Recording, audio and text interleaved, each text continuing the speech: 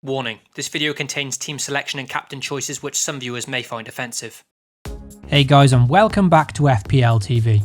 Before starting today, a quick word about OneFootball who have kindly sponsored this video. The world's best football news app is now even better, relaunching with a fresh new design. Gain access to news, scores and stats from leagues all over the world, with a brand new interface that's cleaner, simpler and smarter than ever.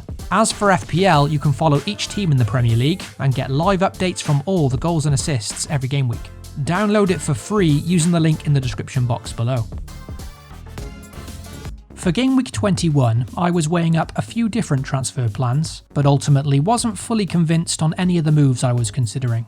In that situation, sometimes it's better to do nothing, and that's what I did for Gameweek 21 and ended up carrying the transfer.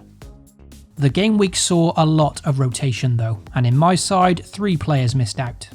Roman Salah was the expected absentee, but John Stones and Sterling missing out was definitely a big blow, especially considering I captained Raheem Sterling.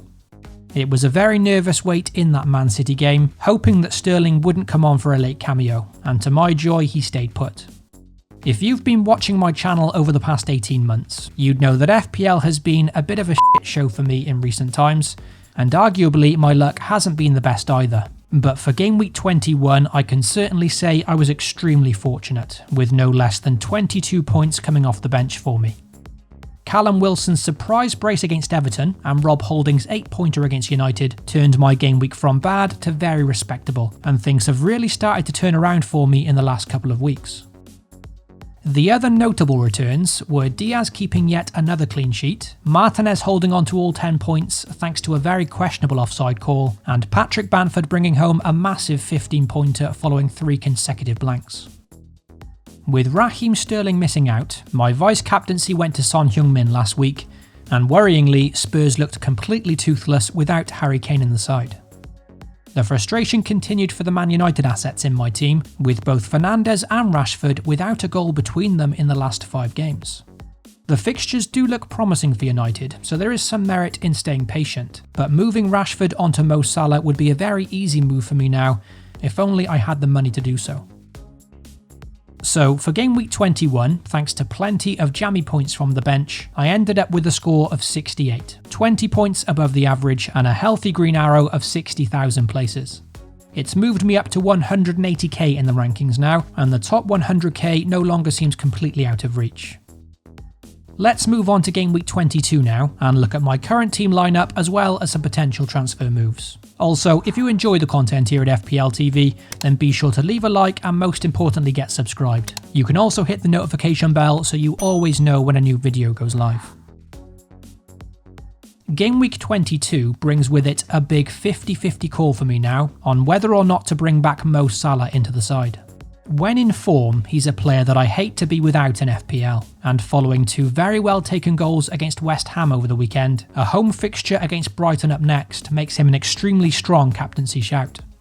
For this week, there's no doubting he'll likely be the game's most captained player for Game Week 22, and going without him for this fixture isn't a nice prospect and could end up being very costly to my recent progress.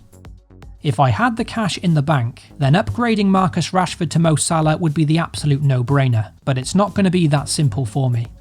I've got 2 free transfers, and there are routes to bring him back in, but ultimately I'm going to have to transfer out some decent players to do it, or even take a -4.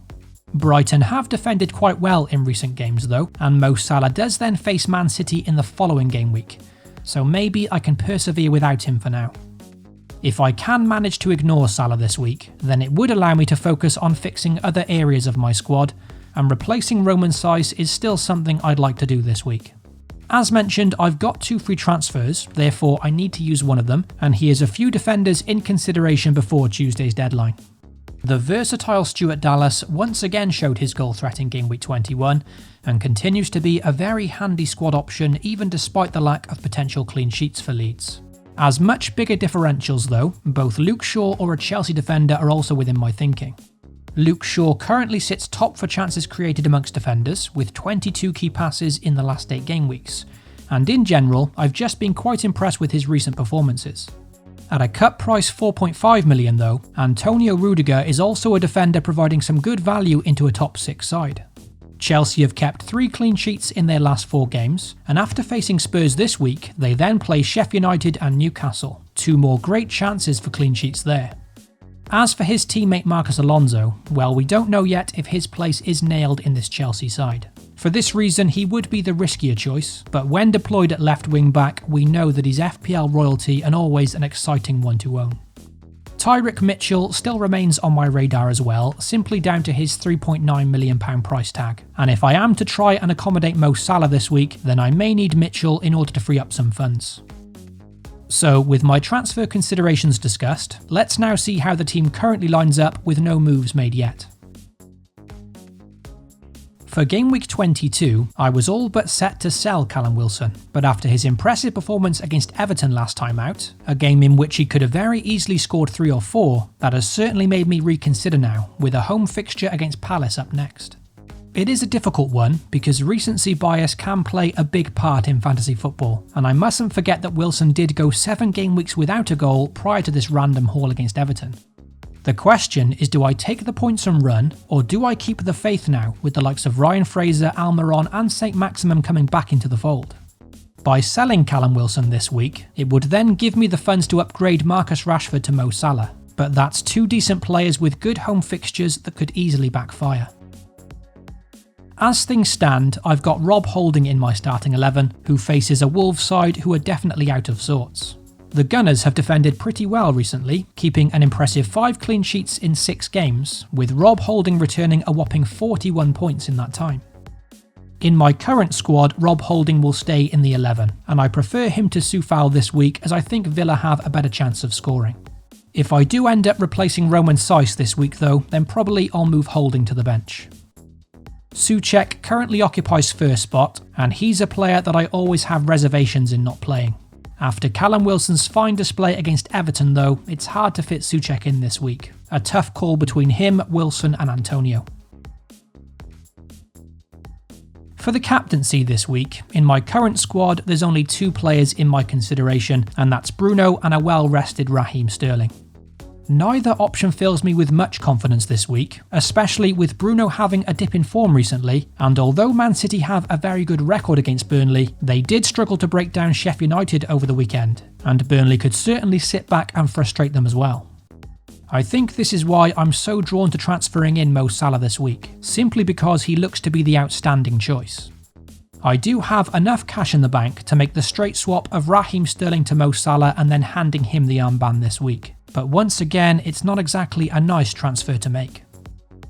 At a lowly 12% ownership, what Sterling does offer this week is a nice differential captain, and if it goes well, it could pay dividends. So it's a really strange situation this week that I'm considering to captain a player as well as transferring them out. Once again, it's a very quick turnaround in game weeks this week, and in creating this video, I'm yet to have some real time to think over these moves. As usual, if you want to see the final team selection, including my transfers and captaincy choice, then as always, you can find it over on the FPL TV Twitter page shortly before the game week deadline. Good luck to all of you watching for Game Week 22, FPL responsibly, and I'll catch you all very soon.